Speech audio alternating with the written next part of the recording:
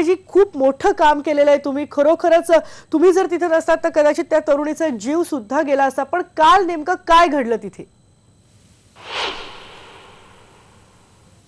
हां, तर मी माझं पानटपरी आहे. माझं टपरीपाशी मी उभा होतो आणि मग मला जसा आवाज आला वाचवा म्हणून, तर मी जिकडून आवाज येत होता मी तिकडे धाव घेतली आणि जशी धाव घेतली तशी पाहतो तर काय तर तिथं ते एक मनुष्य एका बाईला मारत होता.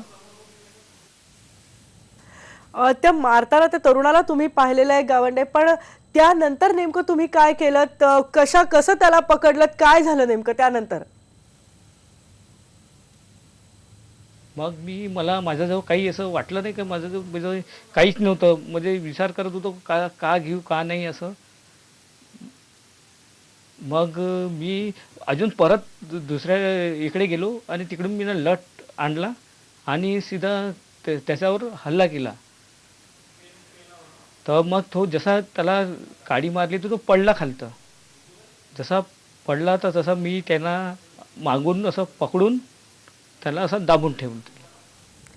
विजय गावंडे, खरोखरच खूप धैर्य लागतं याला, खूप धाडस लागतं याला, कारण या महिलेला तुम्ही वाचवलं, त्या तरुणीचा जीव वाचवला, तुमच्या हातालाही लागलाय.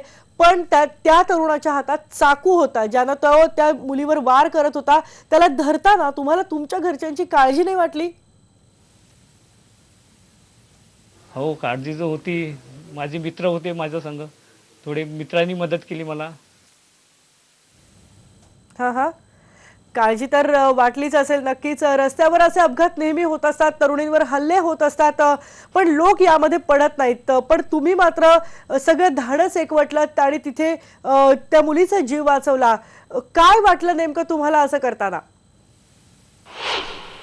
मला असं वाटलं का ते मुलीला बघून का खरंच माझीच बहीण आहे ती.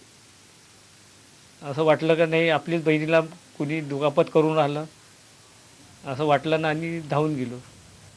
खरं तर विजय गावंडे, तुमच्यासारखा विचार सगळ्यांनीच करायला पाहिजे. पण जे सामान्य नागरिक आहेत, जे अशा घटना घडत असताना बघ्याची भूमिका घेतात, मोबाईलवर शूट करतात, त्यांना तुम्ही काय सांगाल?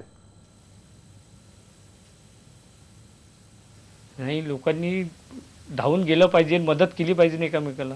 मी म्हटलं जसं मी केलं तसं सगळ्या तरुणांनी केलं पाहिजे, असं बदलाव आणला पाहिजे.